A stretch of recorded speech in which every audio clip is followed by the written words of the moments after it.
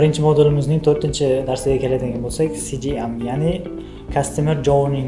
Bunda mijozning sotib olish jarayonigacha bo'lgan bosqichlarni o'ziga oladi. Buni qanday tuzamiz? Hozir buni birgalikda ko'rib chiqamiz. Xo'p, CGM o'zi nima? CGM mijoz kompaniya bilan birinchi marta aloqada bo'lgan vaqtdan to o'sha kompaniya sodiq mijozga aylanishigacha bo'lgan jarayonga aytiladi.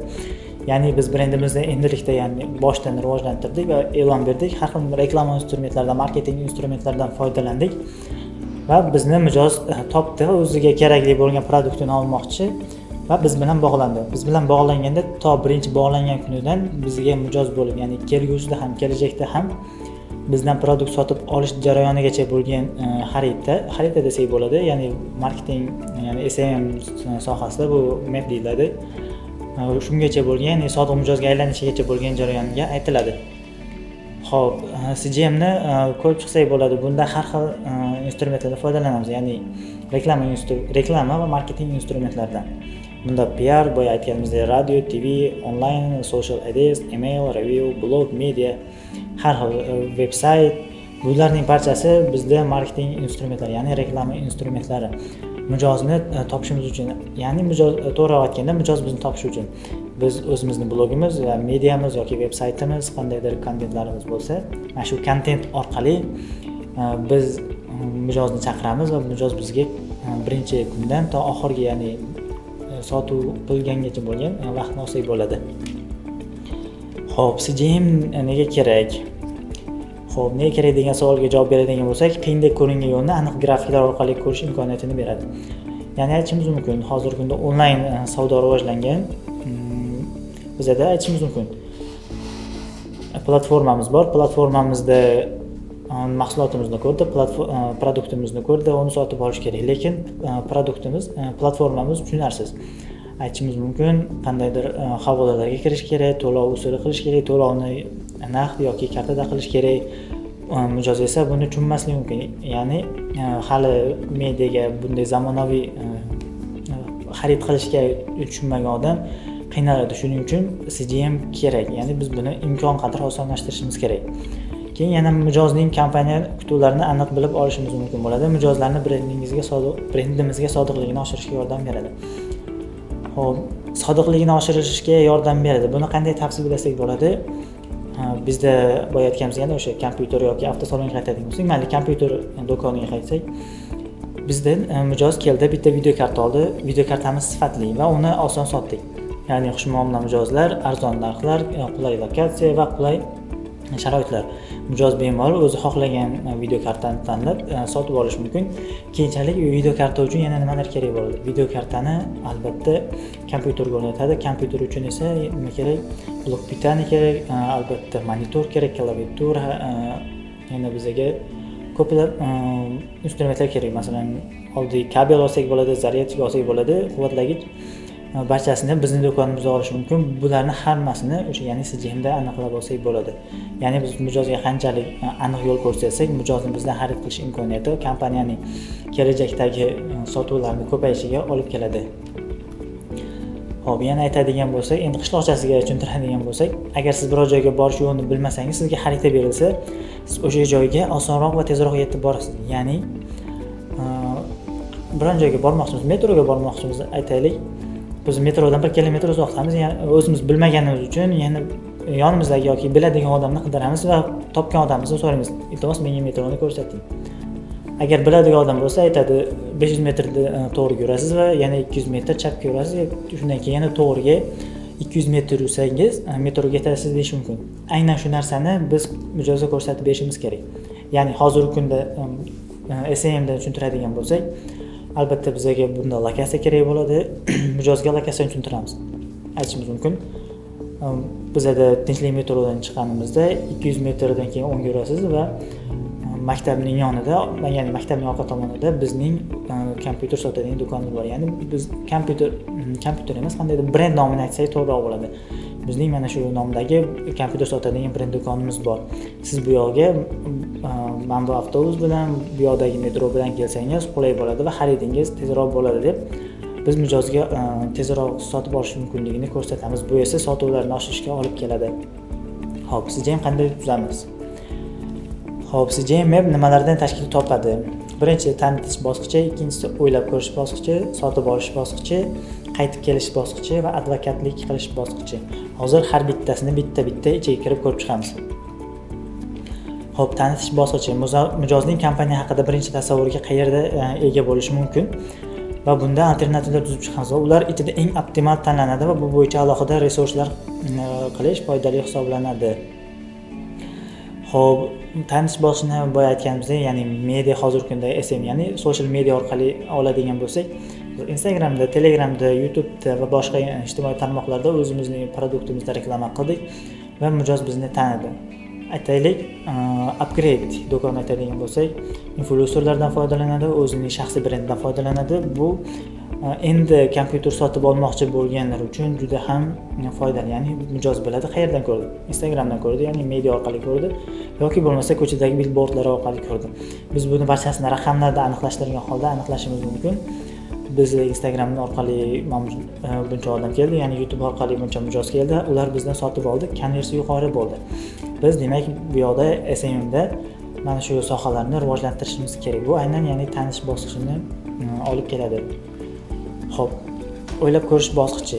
Mijoz biz haqimizda bildi, endi esa o'ylab ko'radi, ya'ni boshqa konkurentlarimiz bilan solishtiradi. Xo'p, aytadigan bo'lsak, bizda bor kompyuter boshqa do'konlarda ham bor. Aynan shu kompyuter do'kondan olaymikan yoki bizdan olaymikan o'ylab qoladi. Endi baribir o'zimiz sotib oladigan paytimiz ham o'ylaymiz.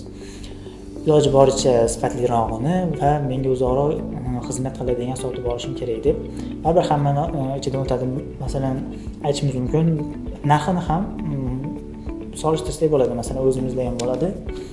$100 monitor boshqa do'konda $80 bo'lishi mumkin. Lekin biz uni sifatini solishtiramiz. Menga qanchalik xizmat ko'rsatadi? Aynan shuni o'ylagan holda, taqqoslagan holda biz buni o'ylab ko'rish bosqichiga amalga oshirsak bo'ladi. Xo'p, sotib olish bosqichi. Boya aytganimizdek, mijoz bizni tanidi, o'ylab ko'rdi, ya'ni bizni ijtimoiy tarmoqlardan tanidi. Bir, ikkinchisi $100 bizda monitor bor va bizning monitorimiz sifatli. Endi sotib olish bosqichiga keladi. Xo'p, mijoz mahsulotni xarid qilishga qaror qilganda bu jarayonni maksimal soddalashtirishimiz kerak. Boya aytgandek, soddalashtirish qanaqa bo'ladi? Biz hozirgi kunda to'lovlarga keladigan bo'lsak, ya'ni sotib olish albatta to'lov bilan amalga oshiriladi. To'lovni juda ham qulay qilishimiz kerak. Ya'ni naqd pullar, onlayn to'lov, karta orqali to'lov, bank orqali to'lov. Agar bizda faqatgina naqd pul orqali to'lanadigan bo'lsa, mijozda karta orqali yoki bank hisob raqami orqali to'lanadigan bo'lsa, bizni sotuvimiz tushib ketishiga olib keladi. Ya'ni agar mijoz fikrdan qaytib qolishi mumkin. Men bu yoqda bankka borib kelguncha yoki bankomatdan o'zimda pul chiqarib naqdga olib kelguncha qanchadir vaqt yo'qotaman yoki bu ovoragarchilik menga kerak emas degan ma'noda sotib olish bosqichidan qaytishi mumkin. Shuning uchun sotib olish bosqichini biz imkon qadar osonlashtirishimiz kerak. Bunda yana asosiy omillardan biri sotuvchi, ya'ni agar brendda sotuvchi, ya'ni egani o'zi bo'lsa, bu yaxshi. Chunki brendni qanchalik nima sotayotganini, u nima uchun foydali bo'layotganini mijozga aniq tushuntiradi. Agar bizda sotuvchi bo'lsa, sotuvchini iloji boricha xush muomalasidan va sotish bo'yicha ko'nikmasi boridan olishimiz kerak. Bu ham sotib olish bosqichini bizda yana ham chiroyli va samarali qilib beradi. Xo'p, qaytib kelish bosqichi. Qaytib kelish bosqichini aytadigan bo'lsak, mijoz mahsulotni bir marta xarid qilgandan keyin u bilan munosabat tugamaydi. Xuddi o'sha mijoz kompaniyadan boshqa turdagi xizmatlar yoki yangi mahsulotni sotib olish uchun u bilan alohida ishlash kerak bo'ladi.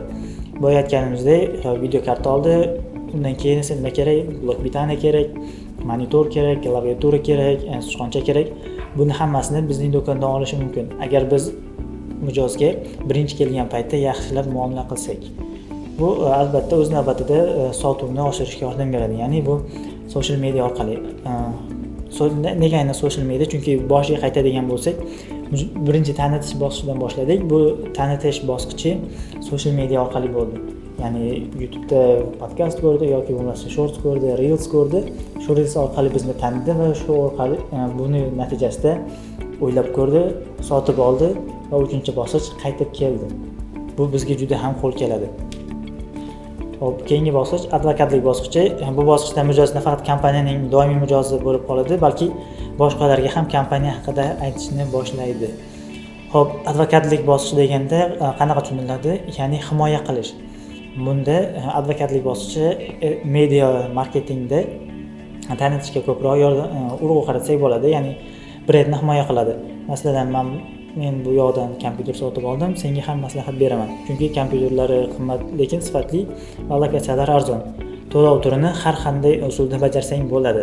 Bu senga vaqtingni tejaydi, ham sifatli mahsulot, produkt sotib olishingga yordam beradi deb bitta odam ikkinchi odamga to'g'ri informatsiya bersa, ya'ni advokatlik qilsa, u bizni sotib oladi va u ya'ni bizdan birinchi sotib olgan odam ikkinchi odamni sotib olishiga sababchi bo'lsa, boya oldingi mavzularda aytganimizdek, bitta mijoz 10 ta mijozni yo'ldan urgani kabi bitta pozitiv mijoz bizga 10 ta, balki 100 talab, 1000 talab mijoz olib kelishi mumkin. Shuning uchun biz eng yaxshisi advokatlik bosqichini ko'proq ko'rib chiqishimiz va boshqalar uchun tavsiya berishni oshirishimiz kerak.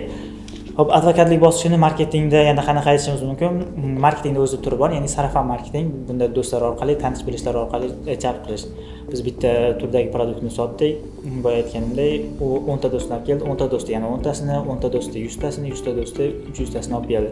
Bu bizda sotuv qilishga yordam beradi. Agar biz boshda tanitish yoki sotuv bosqichini amalga oshira olmasak, bu yoqda qilgan har bir harakatimiz, ya'ni advokatlik bosqichigacha yetib kelmasa, bizda yana brendda ish ko'payadi, ya'ni brendni tanitish, uni sifatliligini, qanchalik sifatli produkt sotishini ommaga e'lon qilgunimizcha bizda ko'p mablag' ketadi va bu brendga ta'sir ko'rsatadi. Xo'p, CGM tuzish uchun qanday ma'lumotlar kerak bo'ladi? Bizda birinchi maqsadli auditoriyani aniqlab olishimiz kerak, mijoz portretini yaratishimiz kerak, mijoz bilan intervyular o'tkazish kerak, etaplarni tuzib chiqish kerak, ya'ni sotuv etaplarini, keyin barchasini vizual bitta ko'rinishga keltirishimiz kerak. Vizual ko'rinish boya aytganimdek SMMda, ya'ni social mediadan foydalanish. Xo'p, CGMni Excel yoki Google tabletada tuzsak bo'ladi, har xil farqi yo'q. Ya'ni bizda bu hozir CGM tuzishga keladigan bo'lsak, maqsadli auditoriyani aniqlash. Maqsadli auditoriyani aniqlash uchun bizda asosan kerakli auditoriyamiz bo'lsa, ya'ni ijtimoiy tarmoqlarda kasteb o'tkazganimiz qulayroq, ya'ni kastebda biz ko'plab savollar beramiz va mijozlarning og'rig'iga ko'proq yechim topamiz. Shu orqali sotuv qilsak bo'ladi. Xo'p, kastebni keyingi mavzularda o'tamiz. Mijoz portretini yaratish. Mijoz portreti deganda nima tushunadi? Ya'ni biz kompyuter sotamiz, kompyuterni kim oladi? Endi har xil turlar bo'lishi mumkin. Masalan, buxgalterlar, dasturchilar, geymerlar yoki oddiy o'qituvchilar sotib olishi mumkin. Biz aynan kimga sotamiz? Bizning do'kon faqat geymerlarga kompyuter sotadigan bo'lsa, biz aynan geymer qanday, mana shu geymer qanday kompyuter sotib oladi? Uni kompyuter sotib olgan kompyuteri qanday xarakteristikaga ega bo'lishi kerak va u qanday kompyuter yig'ishni xohlaydi? Biz aynan mana shu kastef orqali shu savolga javob topib, mijoz portretini yaratib olamiz va bu bizga sotuvni yanada oshirishga yordam beradi, aynan social media orqali. Xo'p, mijozlar bilan intervyu o'tkazishni ham kastef desak bo'ladi. Bu offline formati.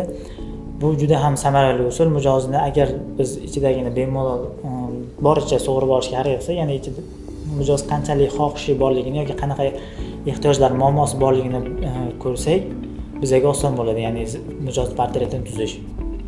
Etaplarni tuzib chiqish, hozir yuqorida keltirgan barchasi, o'sha tanitish bosqichi, o'ylab ko'rish, sotuv bosqichi, advokatlik qilish bosqichi, barchasini shu etaplarga bo'lamiz va barchasini keyinchalik vizual bitta xaritaga tushiramiz. Vizual xarita deganimizda, ya'ni SMM, ya'ni social media orqali ko'rsatamiz. YouTube'da har xil blogerlarga yoki Instagramda video blogerlarga, vaynerlarga reklama berib, biz buni bitta vizual ko'rinishga keltirib, ommaga taqdim etamiz. Ya'ni omma deganda kim? Sotib olishi mumkin bo'lgan, sotib olishga ehtiyoji bo'lgan odamlarni biz omma deb atasak bo'ladi. Xo'p, CGM bizda asosan shuning uchun kerak bo'ladi, sotuvni oshirish va bizda kompaniyaga keladigan mijozni sodiqligini olib qolishimiz uchun kerak bo'ladi. Bu juda ham marketingdagi kerakli instrumentlardan biri hisoblanadi.